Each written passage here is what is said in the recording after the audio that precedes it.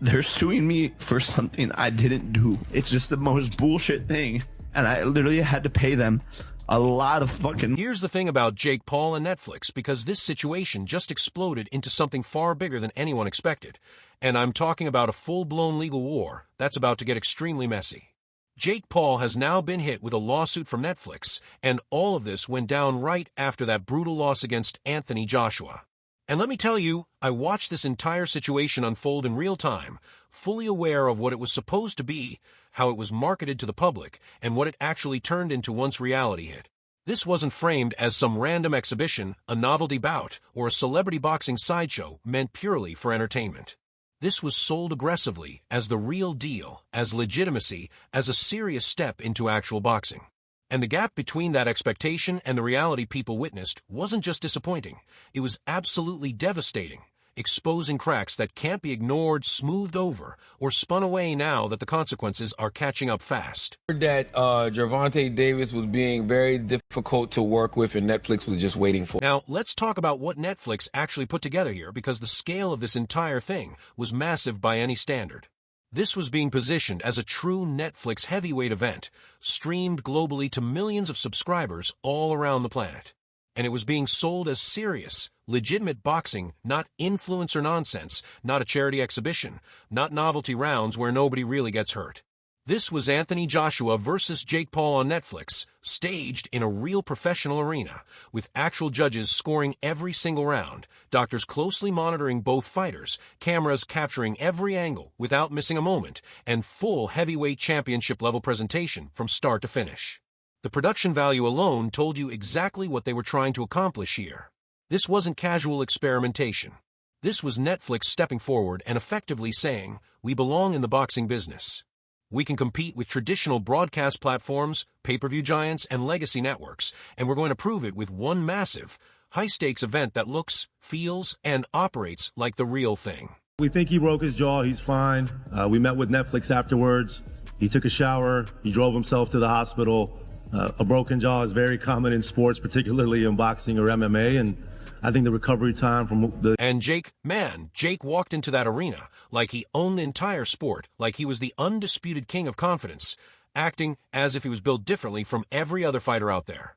He looked completely fearless, almost untouchable in his own mind, projecting absolute belief in himself. That was the branding. That was the entire pitch being sold to the audience watching at home. The problem, though, the massive, glaring, impossible-to-ignore problem, was the man standing across from him in that ring. This wasn't some retired mixed martial artist chasing a payday. Not a basketball player dabbling in boxing for fun. Not a nostalgia act trying to relive past glory for one last spotlight moment. This was Anthony Joshua, a former two-time unified heavyweight champion. An Olympic gold medalist. A legitimate, world-class fighter with more than a decade of elite-level competition burned into his muscle memory and sharpened into his fighting instincts. Anthony Joshua had spent years, real years, getting punched in the face by actual heavyweight contenders at the highest level of the sport, learning under real pressure, adapting through real danger, not trading rounds with boxing influencers on social media, or carefully selected opponents designed primarily to make someone else look good. Anthony Joshua didn't throw a single straight right hand for 6 rounds. The experience gap was honestly embarrassing when you really break it down and seriously look at what each fighter actually brought into that ring. Anthony Joshua had Olympic pedigree that you simply cannot fake, manufacture, or buy. Multiple world titles earned against legitimate elite competition, championship rounds fought under the brightest lights boxing has to offer, and perhaps most importantly, real losses that actually taught him something meaningful about the sport and about himself as a fighter. Jake Paul, on the other hand, had highlight reels edited for maximum impact, hype clips designed to go viral, and a carefully managed list of opponents who were either well past their prime or never truly belonged in a ring with a serious, world-class athlete. And somehow the physical mismatch was even worse than the experience gap itself. Reach advantage, mass difference, raw knockout power, timing developed over years of real combat, composure built under relentless pressure. Joshua had all of it, naturally, without needing to show off or prove anything to anyone. Jake needed noise, spectacle, theatrics, and momentum just to survive in that environment, and once that noise disappeared, the reality of the gap became impossible to ignore. And not only did you not get knocked out, you dropped and said, wow. I was like, wow, that was nice. I was on the ground. I was like, that was a good shot. Did he surprise you with his power? To be honest, no, but I mean, he surprised. This fight represented the very first time Jake Paul actually stepped into a ring with a prime, active, world-level boxer who had absolutely nothing to gain from taking it easy and everything to prove to critics who questioned why he even took the fight in the first place. There was no storyline protection built in, no narrative cushion to soften the fall, no clever angle to spin a loss into some kind of moral victory, just pure, undeniable risk from the opening moment. And the second that opening bell rang, I could see it written all over the ring, written all over both fighters' body language. This was no longer about Jake winning. That dream died within the first 30 seconds. From that point on, it became about survival, about not getting completely exposed too fast, about managing damage, about lasting long enough to save at least shred a face. Because the loss itself, when it inevitably came, was never just about getting knocked out in a boxing match. It was about the live, global, public cracking of the entire Jake Paul business model in real time. That carefully constructed idea that confidence, self-belief, branding, and social media followers could somehow replace genuine skill, seasoning, and experience at the highest level. That illusion finally died in front of a massive worldwide audience, and once it did, there was nowhere left to hide from the reality of what had just been exposed. Looks like Jake Paul's trying to bait him into something, but he's the one that's hit the canvas twice in this round. Incredible. From the very opening seconds of the first round, it was painfully clear to anyone who truly understands boxing exactly what Jake's real game plan was meant to be. Move constantly around the ring. Avoid direct engagement whenever possible. Grab, clinch, and hold whenever Joshua stepped close. Reset to a safe distance. Then repeat that same survival cycle again and again without deviation. There was no dominance in his movement at any point. No control of the ring, no authority, and no genuine attempt to impose his will on the fight itself. It was simply footwork designed purely for survival, for staying upright and conscious as long as possible. And here's the critical detail that many people miss when they talk about this fight. Joshua allowed it to happen. That is the most important part. Joshua deliberately slowed the pace, carefully measured the distance between them with almost mathematical precision, took mental notes of Jake's patterns, habits, and reactions, and fully understood that in a matchup like this, fatigue and accumulated damage do the real work long before the finishing power shots arrive. Jake circled the ring like someone desperately trying not to drown, like a man trapped in water far over his head, fighting just to keep his mouth above the surface for air. Every clinch was a brief moment of relief, a chance to recover, breathe, and reset. Every time the referee stepped in to separate them and restart the action, that was borrowed time, just a few more seconds of survival. Joshua never rushed any of it. He waited calmly and patiently, like a veteran who has been in this exact position 100 times before. That is what real, genuine championship-level experience looks like in practice.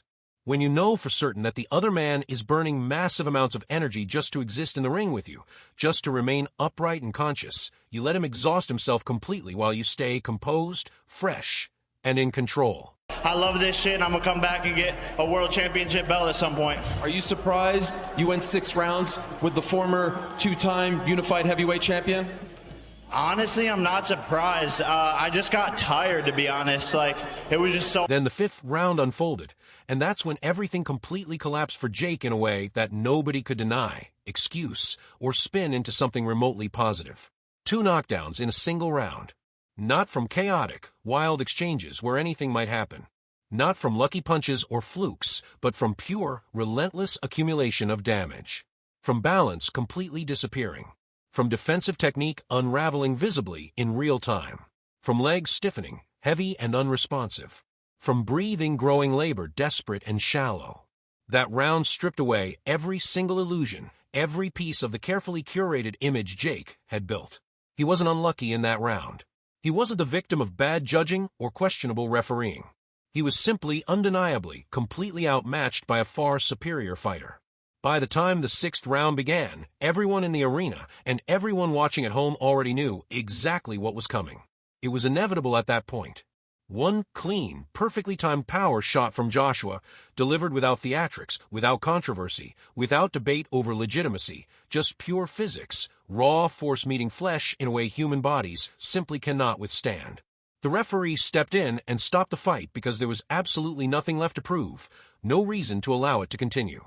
Jake's body had already surrendered before the count was even completed, before he could fully process what had just happened, before he could even understand the full impact of what Joshua had done to him. Fucked up. But will you take care of me forever? The reaction in the immediate aftermath revealed everything you needed to understand about how people processed what they had just witnessed. Spectators were shocked on multiple levels. Shocked that he actually lasted 6 full rounds against a fighter of Joshua's caliber, yet simultaneously shocked by how completely helpless he appeared once real pressure landed, and there was no longer any way to escape or reset. That wasn't bravery on display. That wasn't heart, determination, or warrior spirit. That was a slow, methodical, technical dismantling, documented from every possible camera angle with modern production technology, leaving nowhere to hide from the brutal truth of what was happening. All the tough guy talk, all the confidence, all the bravado that had built his entire brand, it evaporated almost instantly. After that knockout, within hours of the fight ending, Jake was being transported to a hospital for full medical evaluation. No victory speeches this time. No chest pounding for the cameras. No social media posts about moral victories. Just harsh, unforgiving fluorescent lights, medical staff performing their duties, running tests, taking imaging, documenting injuries, and capturing the unvarnished reality of the damage done. No problem at all. Sounds like you're just expressing frustration or doubt about something. That's totally fine. But I just pissed him off. Then he broke my brother's jaw. He exploded his jaw. Yeah? You don't care though. Jake's having a fucking blast. We'll see him back again for sure? Yeah. The medical diagnosis came back blunt, brutal, and without any possible sugarcoating. A broken jaw. That was the initial report. Then things got even worse as more detailed imaging results arrived. A double fracture, meaning the jaw, was broken in 2 separate places. This wasn't some rumor circulating on social media. This wasn't speculation or exaggeration for drama. Actual medical imaging confirmed it beyond any possible doubt. Recovery time estimates landed in the 4 to 6 week range at absolute minimum, and that's assuming no complications, no infections, no additional setbacks during healing. This isn't a bruise that fades in a few days. This isn't swelling that goes down with ice packs. This is structural bone damage, and people need to truly understand what that means in practical terms for someone's life. A fractured jaw affects literally every part of daily existence. Eating becomes a serious challenge, requiring liquid diets and meticulous planning. Speaking becomes limited and painful, making even basic conversation exhausting. Breathing requires careful attention to avoid complications. Training stops immediately and completely, with no clear timeline for when it can safely resume. This is not cosmetic damage that can be covered with makeup, camera angles, or lighting tricks. This is structural damage to the skull itself, the kind of injury that fundamentally changes how a fighter approaches their craft, if they even decide to step back into the ring at all after experiencing something of this magnitude. Now, you asked me a question. Look, it wasn't the best performance. It wasn't the best. The end goal was to get Jake Paul, pin him down, and hurt him. That has been the request.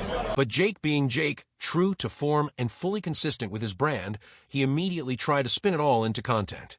Almost instantly, social media posts began appearing within days. Jokes about the injury, bravado-filled captions trying to act tough, transforming a serious hospital visit into opportunities for engagement, clicks, and attention. Even his profile imagery across platforms started leaning into mockery and dark humor about the situation. There was no real accountability in any of it. No genuine reflection on what had happened or why it happened. Just relentless branding, image management, and attempts to control the narrative. And that is exactly where the whole situation became genuinely embarrassing to watch. He had lost the fight in utterly devastating fashion, and then he attempted to turn the resulting trauma and injury into marketing material. Everyone watching could see exactly what he was doing, and it felt uncomfortable, almost gross. The contrast was painfully brutal to witness. Here was a man who had spent months claiming absolute fearlessness, now documenting in real time the medical consequences of facing someone who truly belonged at that level of competition. I didn't see a warrior in those posts. I saw someone realizing in real time that confidence alone does not heal fractured bones, that cameras, clever captions, and social media spin do not cushion the physical impact when it finally arrives. Thank you very much. I'm here with the winner, Anthony Joshua. Anthony, congratulations on the win. How would you describe that fight? Well, first of all, I want to give love to the crowd, everyone that came out. I really do appreciate everyone in this. Fighters from across the boxing world weighed in almost immediately after the fight ended, and not a single one sounded remotely impressed by Jake's performance. There was genuine shock expressed by multiple professional fighters that the fight even lasted as far as 6 rounds, but crucially, it wasn't because Jake displayed brilliance or unexpected skill.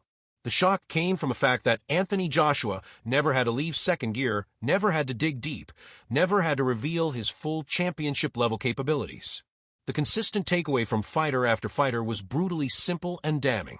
Anthony Joshua didn't overextend himself, didn't chase recklessly, didn't panic while Jake tried desperately to survive, and didn't take unnecessary risks that might have allowed a fluke outcome.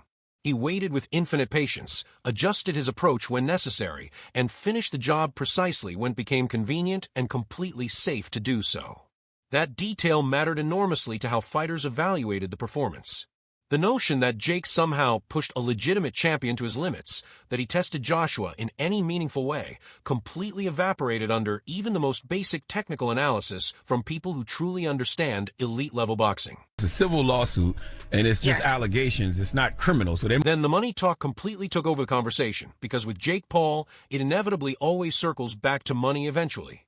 Estimates began circulating through boxing media and industry insiders that both fighters walked away from that event with somewhere between $40 and $50 million each, with some rumors pushing those numbers even higher depending on back-end deals, pay-per-view points, and special Netflix incentives built into their contracts. That's when the tone of public reaction shifted dramatically into something uglier, more frustrated, and increasingly resentful. The narrative formed fast and spread everywhere. Jake Paul can lose badly, get utterly dominated, get knocked out completely, and still walk away with an absolutely massive check that financially secures him for life. The loss didn't humble him at all. It didn't teach him anything meaningful. It didn't alter his behavior. It insulated him, providing financial security that renders future consequences largely irrelevant. That kind of insulation made people genuinely angry in a way that pure athletic loss simply wouldn't have, because fans can accept defeat. Every fighter loses eventually. That's the nature of the sport. What fans cannot accept, what makes them furious, is seeing someone act victorious after being dismantled, counting their money, and pretending that nothing significant happened. And now we're entering civil lawsuit territory, and while it's still just allegations at this point, it's clearly serious. It has to be substantial for Netflix to actually take formal legal action. He's done really well tonight. I want to give him his props. He got up time and time again. It was difficult in there for him, but he kept on trying to fight. The comparisons people began making quickly turned genuinely cruel and deeply personal, and it was clear that Jake's camp felt the sting. He started being likened to viral marketers and influencers who sell hype and attention far better than substance, people who understand algorithms more than actual skill. A spectacle salesman first, a brand first personality, boxer second. Someone who knows exactly how to trend on social media, provoke reactions, and monetize attention and controversy, but completely collapses when real athletic pressure arrives and actual skill becomes the deciding factor. That perception damage landed incredibly hard because it lodged in public consciousness in a way that a simple loss never would have. Losing the fight alone would have been entirely survivable for his brand and career.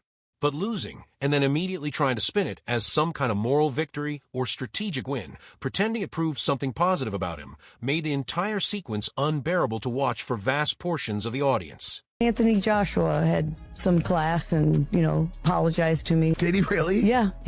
He worked his way through the crowd and came up to me and said, "Mom, just know it's just boxing. It's the fight game. It's just the fight game." Obviously. While the boxing world argued endlessly about Jake Paul's legitimacy and his future prospects, Netflix suddenly stopped smiling about their massive investment. The focus shifted with alarming speed from punches and athletic performance to paperwork, contracts, and legal strategy. This fight wasn't just content for them. It wasn't merely one show among hundreds in their catalog. This was supposed to be their flagship entry into elite professional boxing, their proof to the sports world that Netflix could compete with established fight platforms with decades of history. Jake Paul was intended to be the bridge into that arena, loud enough to generate attention, controversial enough to drive subscriptions, profitable enough to justify the enormous investment. Then came the bombshell that changed everything. The canceled super fight, Jake Paul versus Gervonta Tank Davis, originally scheduled for November 14th in Miami, was supposed to be even bigger than the Joshua fight. Tickets had already sold rapidly, marketing campaigns were live across multiple platforms, advertising inventory had been sold to sponsors, major sponsorship contracts locked in, production crews staffed and prepping, venues outfitted with millions spent on setup. Netflix had already committed an immense amount of money before a single glove was ever touched, before a single punch was thrown. Internal projections reportedly approached $120 million in total event value, factoring in subscription revenue from new signups, advertising deals, sponsorships, and long-term sports streaming positioning. This was not casual or experimental. Production costs, staff expenses, promotion budgets, and infrastructure development were already paid, already spent, with no way to recover without the fight happening. Then Jake canceled everything unilaterally, with no gradual exit plan, no compromise, no reschedule attempt, just a decision that ignited chaos and left Netflix holding the bag. Their lawsuit didn't claim confusion or miscommunication or mutual termination. It alleged willful breach of contract. Willful, meaning Jake knew exactly what he was doing and did it anyway, a word that carries enormous weight legally, speaking to intent and damages. The lawsuit demanded $100 million in damages, with the potential for lost profits calculations pushing that number higher once full financial discovery occurs. This wasn't Netflix punishing a change of mind. This was accountability and precedent. You cannot blow up a $100 million event without consequences. Jake's credibility as a reliable draw for major events took a devastating hit that will follow him for years. Platforms don't forget this behavior. Advertisers definitely don't forget. Netflix executives were reportedly furious and embarrassed publicly, their brand trust with sponsors damaged, their image of precision and control exposed as reckless. Jake didn't just lose a fight, he burned a multi-billion-dollar company's patience and goodwill in one catastrophic move. His public image now sits in fragments, scattered, contradictory, and likely beyond repair to large segments of the audience. Once marketed as fearless and unstoppable, he is now widely labeled evasive and unreliable. Once disruptive and revolutionary for boxing, he is now seen as flaky and unprofessional by insiders. Public reaction is split down the middle, helping nobody. Supporters argue he took a moral stand. Critics insist it's fear dressed in virtue signaling, an excuse to avoid a fight he would have lost badly. The debate is exhausting, pointless, but consequences are real and mounting daily. Sponsors are quietly reassessing associations, questioning if his brand aligns with theirs. Future platforms hesitate to trust someone who can cancel a global event without concern for collateral damage. Legal battles drain focus, money, and career momentum, no matter how loud a social persona is or how many followers exist. While lawyers argue and file motions, training stops. While cases drag on for months or years, real opportunities vanish to other fighters. The boxing world has already rendered judgment in the only court that matters. Respect is earned in the ring through performance, not through press releases or social media. Credit is not given for what you almost did or plan to do someday. Credit is given for what actually happens under the bright lights, without edits, narrative control, or escape from the truth of your performance.